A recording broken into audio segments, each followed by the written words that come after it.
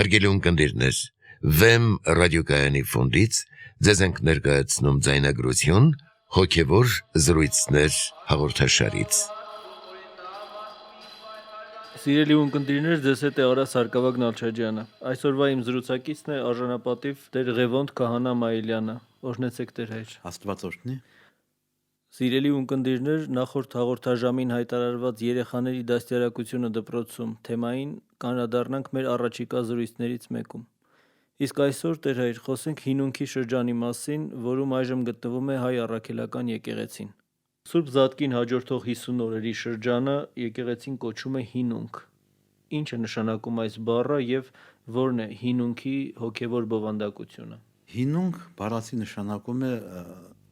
Քրիստոսի հարության հաջորդող 50 օրերը։ Անշուշտ ստուգաբանական տարբեր մեկնություններ են տրվում բուն բառի իմաստին, ոմանք կապում են, կարծեմ Աճարյանի արմատական բառարանն է, կապում են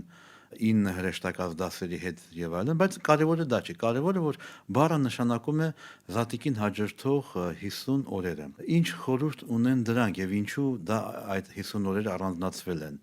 Դա հասկանալու համար պետք է 50 օր ետ գնանք, այսինքն Զատկին նախորդող 50 օրերին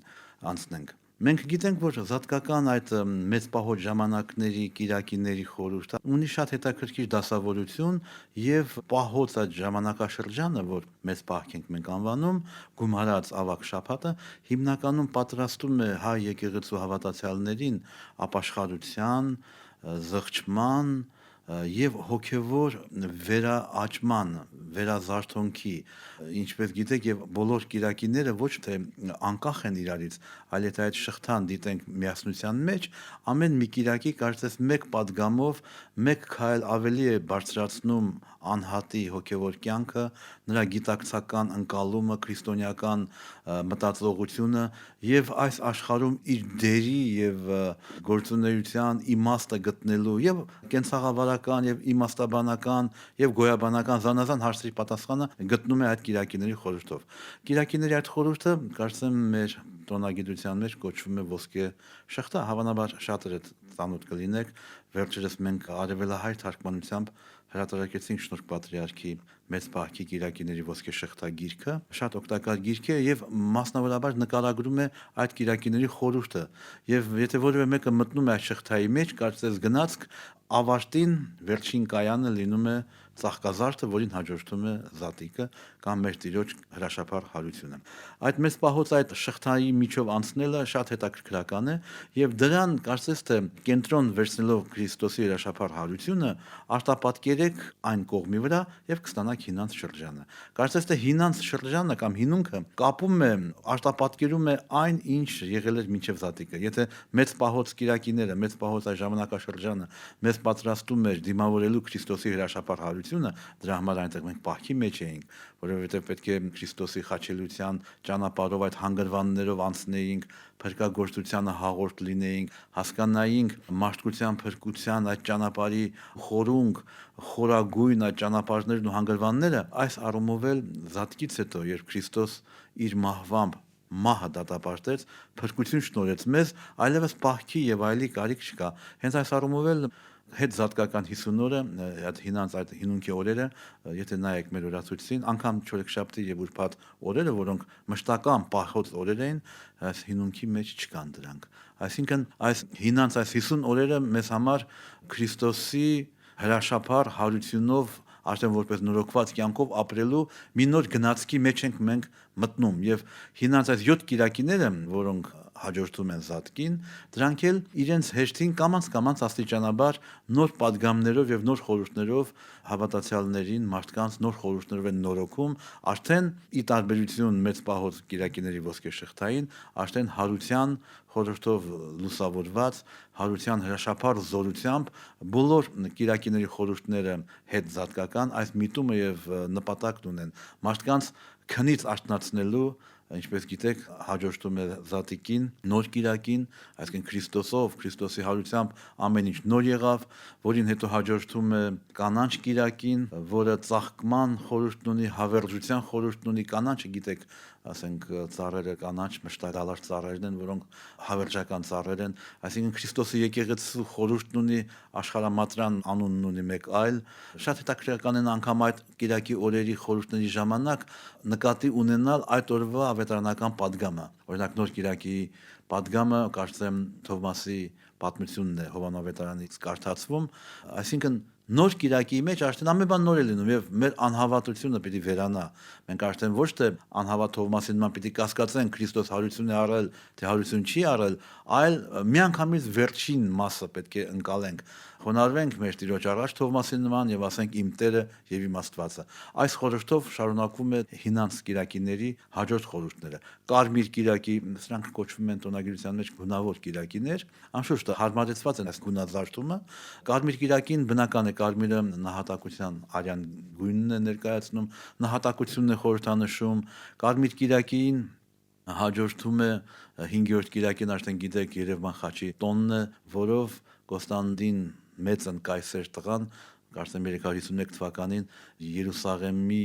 երկնակամարում մինչև Գողգոթա ձգվեց այդ խաչի նշանը եւ բոլորը տեսնելով այդ խաչի նշանը, այդ խաչով հաղթանակ շնորհվեց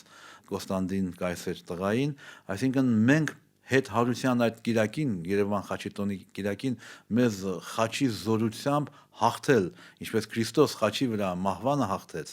աշխարհին հաղթեց եւ մեզ հաղթություն շնորհեց, այս Կիրակի խորհուրդն էլ մեզ սովորեցնում է Քրիստոսի խաչի զորությամբ մեր կյանքի խնդիրները լուծել, հաղթանակած դուրս գալ բոլոր տիպի պատերազմական դաշտերից, հոգեոր պատերազմի մասին է խոսքը։ Եվ այսպիսի տոնական վայելքներով ապրելու ժամանակ բնականաբար մենք չենք կարող պահոց մեջ գտնվել։ Դրա համար էլ եկեղեցական տնօրինությամբ այդ օրերին բախ չկա։ Հետաքրքրական է նաև հաջորդ 6-րդ Կիրակին այս արանքում լինում է համբարձումը մեր Տիրոջ, դարձյալ զորության խորհուրդը կա այստեղ։ Մեր Տիրոջ համբարձման հիմնական խորհուրդը նա է, որ ինքը ասաց. «Ձեզ համար ավելի լավ է, որ ես գնամ, որովհետև դուք երկնային զորություն կստանաք»։ Այսինքն հինանց Կիրակիների ոսկե շղթան կարծես աստիճանաբար հավատացյալներին, քրիստոնյաներին պատրաստում է ստանալու այդ զորությունը, պատրաստում է հոգեգալստին։ Եվ համբարձումին հաջորդող Կիրակին կոչվում է երկրորդ ծաղկազարդ, շատ նման է 7-րդ Կիրակին, շատ նման է մինչ զատկական 7-րդ Կիրակի, այսինքն մեծ պարզ 7-րդ Կիրակին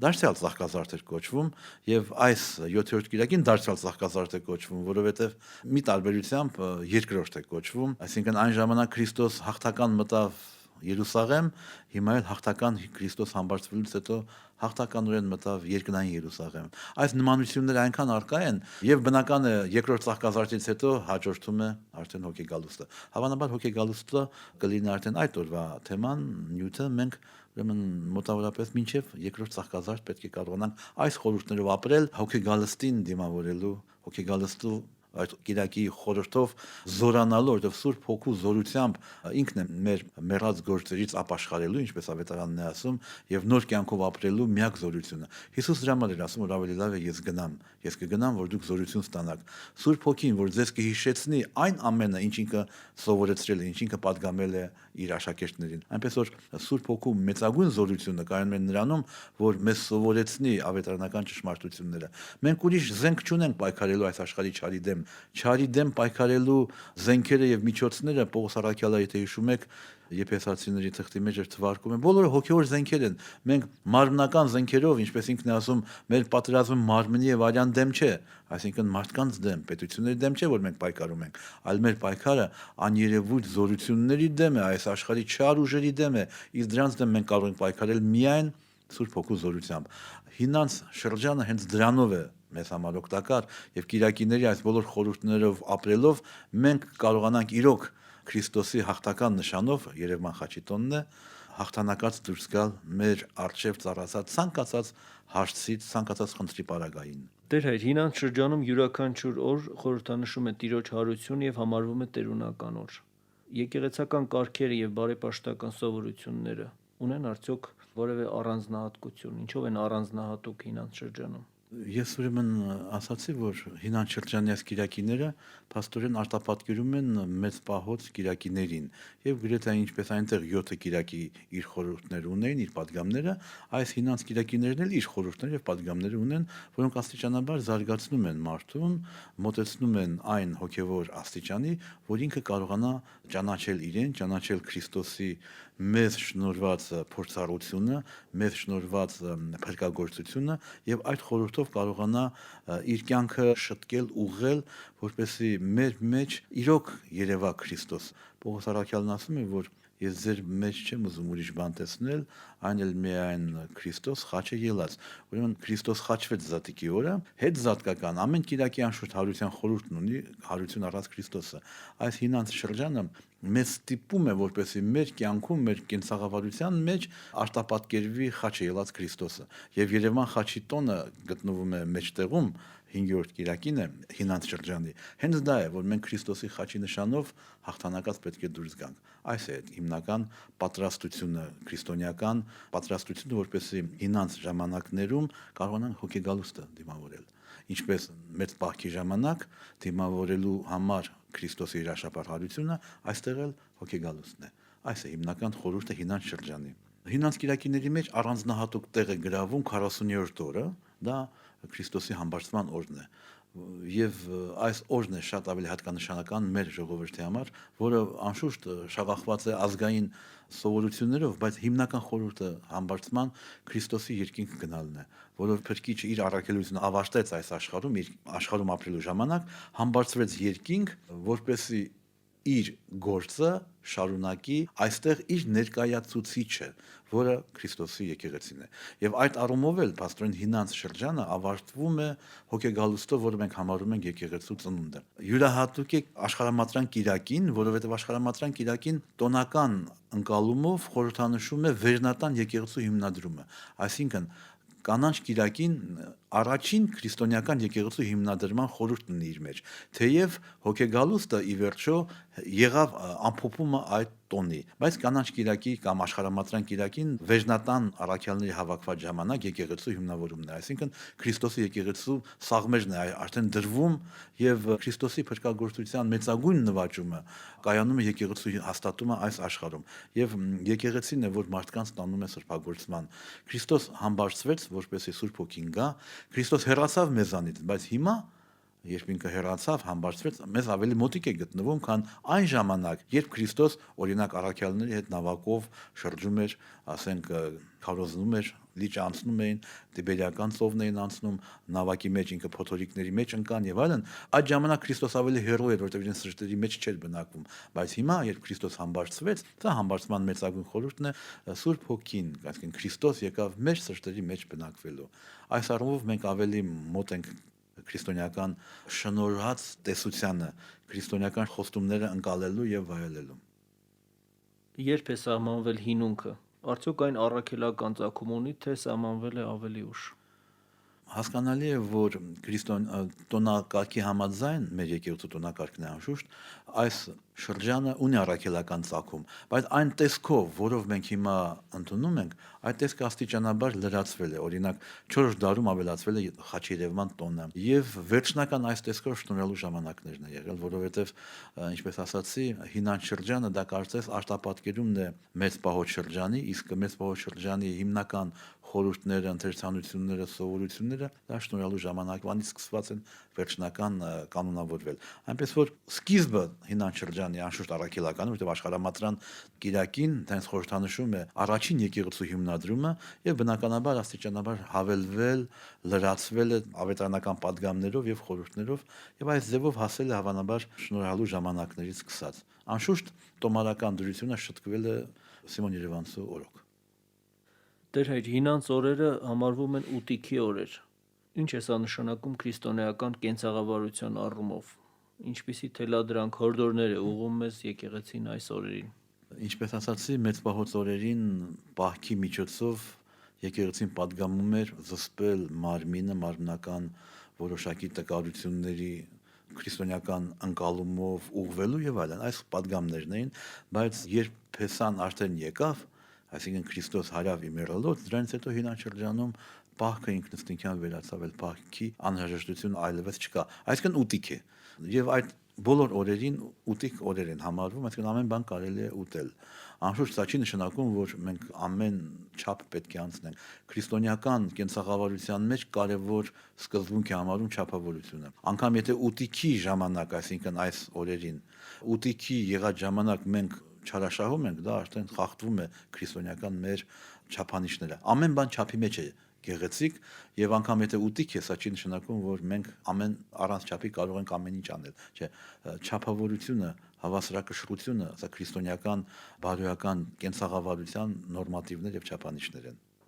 Եվ եկեղեցու հորդորանքը եւ թելադրանքն է, որ անգամ եթե այնտեղ որևէ արգելք չկա ուտելու հետ կապված, դարձյալ չափավորության սահմանների մեջ մնա ամեն մի հավատացյալ, ամեն մի քրիստոնյա։ Ի վերջո մենք գիտենք, որ այս անչափավորությունը մեղք առաջ բերեց մեր նախահոր եւ նախամոր դեպքը եդեմական պարտեզում սրա վառ ապացույցն են։ Ուրեմն ամեն բանի մեջ պետք է լինել չափավոր, անգամ ուտիկի շրջանում ուտելու մեջ։ Ուտիքի ժամանակահատվածը սահմանված է անմիջապես մեծ պահքից հետո եւ ընդ որում դրանք տևողությամբ իրար հավասար են, յուրաքանչյուրը 50 օր։ Պահք ուտիկ այս հաջորդափոխությունը պայմանավորված է միայն բժշկական, ֆիզիոլոգիական նկատառումներով, թե նաեւ հոգեվոր ինչ-որ բովանդակություն ունի։ Երկուսն էլ կա, սիրելի արա, երկուսն էլ կա, որովհետև մեծ պահոց ժամանակ, երբ օրգանիզմը մեր ֆիզիկական որոշակի նյութերից, որոշակի ուտելիքներից սահմանափակ քանակով էր ընդունում, հիմա պետք է վերականգնվի այդ բանը, այսինքն այստեղ կա եւ բուժականը, բայց անշուշտ քրիստոնեական ընկալումով եկեղեցին ավելի հոգեոր կողմին է ուշադրություն դարձնում։ Մենք հասկանում ենք, որ մարդը որպես հոգի եւ մարմին պետք է մարմինը կատարյալ լինի եւ հոգին պետք է կատարյալ լինի եւ ուտիքի այդ ժամանակահատվածի մեջ անգամ պետք է դարձյալ միշտ հիշել, որ մեր նպատակը ոչ միայն մարմնի կատարելության հասնելն է, այլ հոգևոր կատարելության հասնելն է։ Եվ եթե մենք պահոց օրերին մենք պահքի մեջ միս չէինք ուտում, բայց եթե իրար էինք վիրավորում, դա ավելի լավ է միս ուտենք, բայց իրար չվիրավորեինք։ Այնպես որ հիմա առավել եւս, երբ արդեն եկեղեցու հորդոր թելադրանքով հանվում է այդ արգելքը, երբ թույլատրվում է ուտիկ, այսինքն ուտելու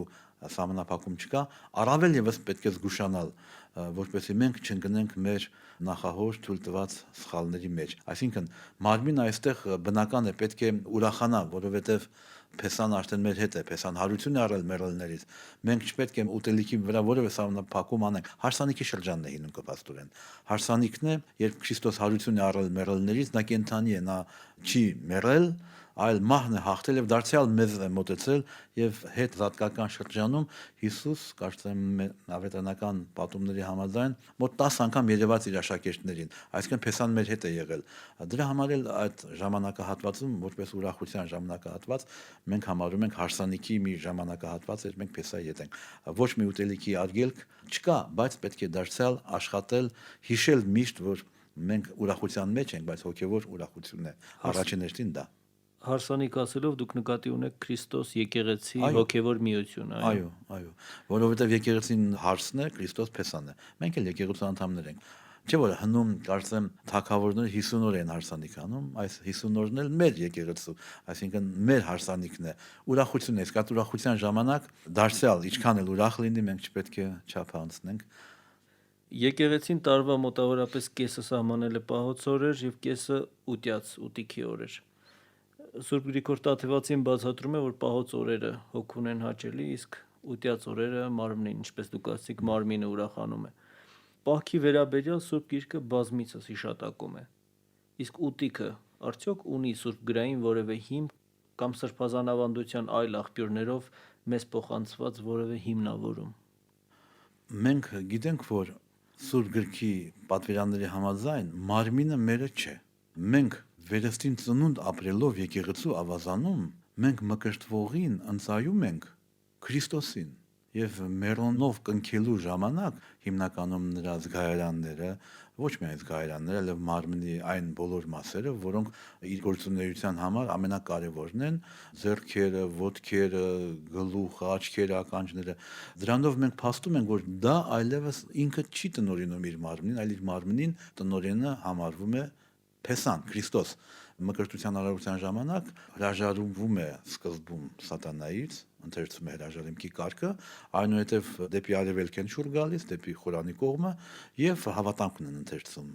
այդ ժամանակ, այսինքն երեխան, որ հրաժարվեց սատանայից, հիմա ընծայվում է Քրիստոսին։ Քրիստոսն է նրա Տերը, եւ Մերոնը, ինչպես Պողոս առաքյալն է ասում,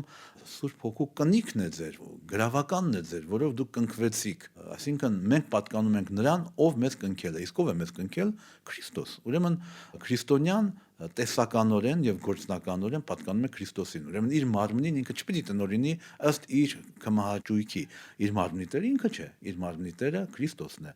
Ուրեմն մենք պետք է խնամք տանենք մեր մարմինների համար։ Այդ խնամքի մեջ անշուշտ մտնում է նաև ուտելու հետ կապված խնդիրները։ Այնպես որ պահքը թեև պահք է, բայց պահքի մեջ կա նաև ուտելու մշակույթ։ Պահքը մենք ուղղակի ասենք երկու ձևի կերակուր կա եկեղեցական ավանդության համաձայն մեռած կերակուր, որոնք ասենք բուսականն են, եւ կենթանի կերակուր, որոնք ասենք կենթանական ծագում ունեն։ Պահքը մի մասն է միայն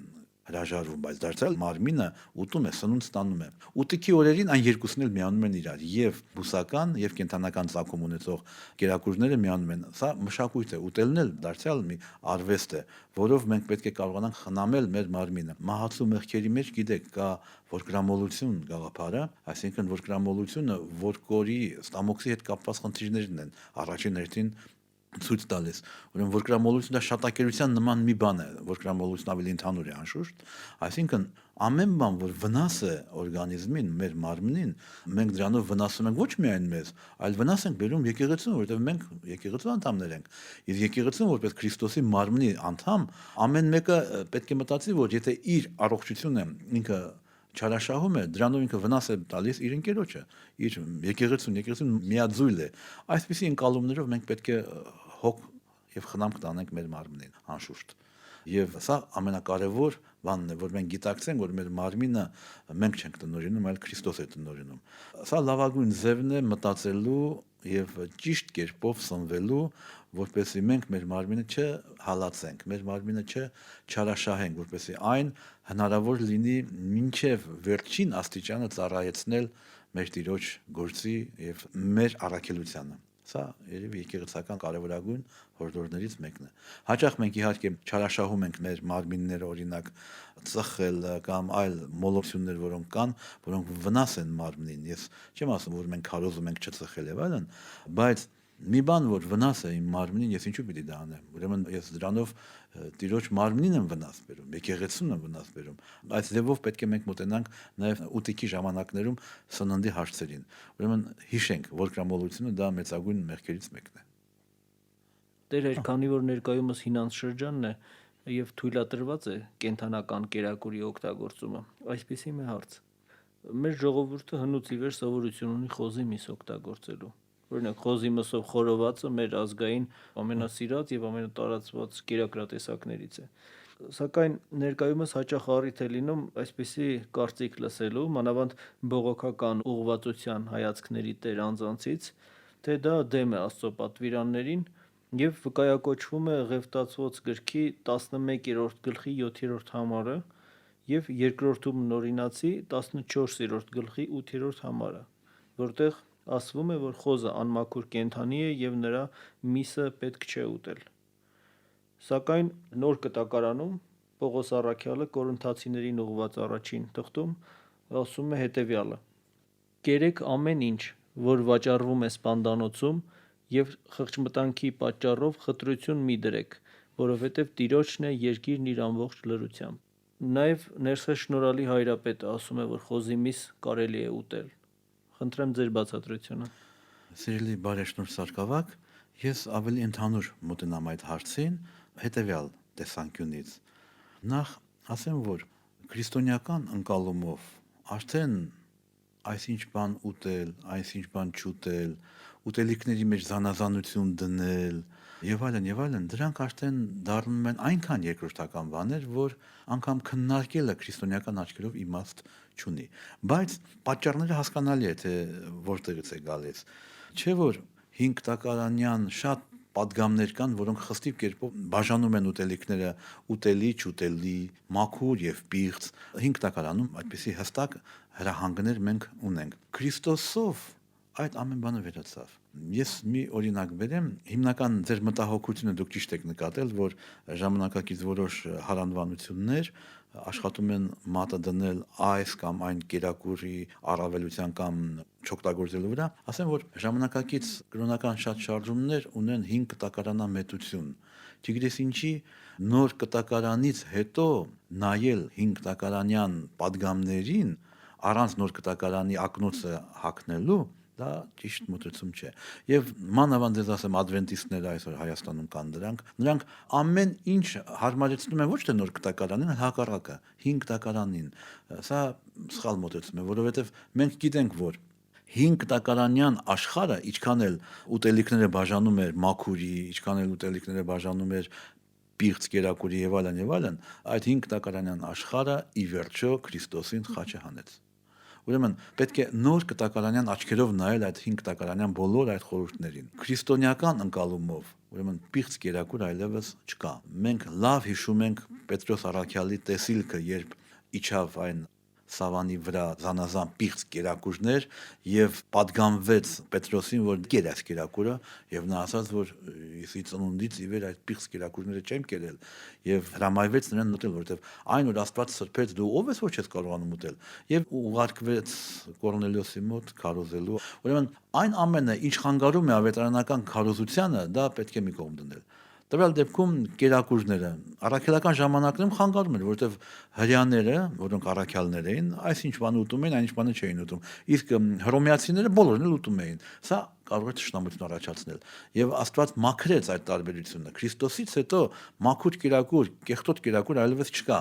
Քրիստոնյան երբ մոտենում է սեղանին, ձեր ասած վերջին բերած օրինակն է Պողոս առաքյալի, որ ինչ որ դուրս է գալիս ուտելու համար, դուք կերեք, անշուշտ մենք մի նպատակով ենք ուտում, մենք հատուկ կարգ կա, աղոթք ենք անում ուտելիքի վրա, այդ աղոթքի զորությամբ ուտելիքը, եթե պիղծ է, մաքրվում է, եթե մաքուր է, ել ավելի է մաքրվում, այսինքն տարբերություն այլևս չկա։ 5 տակարանյան ոչ թե падգամները մենք անարգում ենք, անտեսում ենք, ոչ, 5 տակարանյան падգամները նոր աչքերով ենք մոտենում, եւ ուտելի կերակուրը, եւ չուտելի կերակուրը քրիստոնեական հավատքով արված աղոթքի ժամանակ մաքրվում են։ Բոլորն էլ դառնում են մաքուր, այսինքն մենք դարձյալ ուտում ենք մաքուր կերակուր, ինչպես եւ պատվիրում է 5 տակարանը։ Մենք գիտենք, որ ադամական մեղքի հետևանքով նզովվեց ամբողջ աշխարհը, այդ թվում նաեւ այն ինչ որ աշխարհը տալիս է։ Հետևաբար անեծքի տակ է բոլոր կերակուրները։ 5 տակարան դրա համար է զանազան ուտելիքներ, որ այս ուտելիքը կերեք, այն ուտելիքը մի կերեք, որովհետև ինքը 5 տակարանը ի վերջո մի նպատակ ուներ։ 5 տակարանի միակ նպատակը Քրիստոսին բերելն էր։ Ինչպես եւ Պողոս առաքյալն ասում է, որ օրենքը մեզ դաստիարակ եղավ Քրիստոսին բերելու։ Օրենք ասելով Պողոս առաքյալը հասկանում էր 5 տակարանը։ Ուրեմն 5 տակարանի միակ նպատակը Քրիստոսին բերելն է եւ այն բոլոր պատվիրանները, որոնք կապված են այս ուտելու կամ այն չուտելու համար, ինքը առանձնացնում էր իր համար ընտրված այդ ժողովրդին կողքի հեթանոս վայրենի ժողովուրդներից, որպեսզի նրանց միջոցով Աստված մարմնանար։ Աստված չէր կարող պիղծ հեթանոսների մեջ հայտնվել, որովհետև դա անհամատեղել էր, պետք էր այն խոստում ունեցող ուխտյալ ժողովրդի մեջ, որին ինքը աստիճանաբար մաքրել էր, այդտեղ հայտնվեր։ Եվ երբ ինքը հայտնվեց հրեա ժողովրդի մեջ, մարմնացավ, դրանից հետո այլևս այս մաքուր եւ անմաքուր կերակուրները դադարեցին գոյություն, իրենց իմաստը դադարվեց, անիմաստ բաներ են։ Եվ հիմա քրիստոնեական ընկալումը միանշանակ է։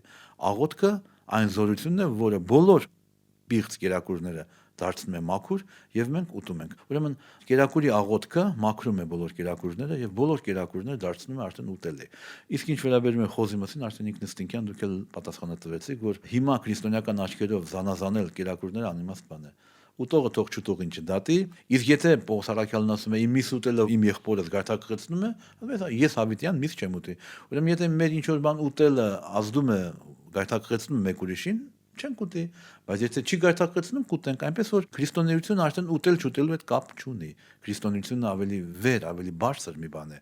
Մեր նպատակը ուտելու կամ չուտելու խնդիրը չէ, այլ մարդկանց Քրիստոսի կենարար հացը տալն է, կենթանի հացը տալը, այն հացը, որ երկնքից է իջած, որովհետև այն կերակուրը, որ մենք ուտում ենք, ի վերջո մեր մարմինները պիտի մեռնեն այս աշխարհում, հավիտենական չեն մնալու մեր մարմինները, բայց մեկ այլ կերակուր կա, դա կենթանի հացն է, Քրիստոս, այդ կերակուրն ենք մենք տալիս մարդկանց, որը ուտելուց արդեն նրանք հավիտյանս չեն։ Բեռնի։ Շնորհակալություն Տեր հայր։ Թույլ տվեք սրանով ավարտել մեր այսօրվա զրույցը հինանց շրջանի մասին։ Սիրելի ունկնդիրներ, իմ զրուցակիցն էր արժանապատիվ Տեր Ղևոնդ Քահանա Մայիլյանը։ Օրհնեցեք Տեր հայր։ Աստված օրհնի։ Հարգելի ունկնդիրներ, Վեմ ռադիոկայանի ֆոնդից ձեզ ներկայացրինք ձայնագրություն հոգևոր զրույցներ հաղորդաշարից։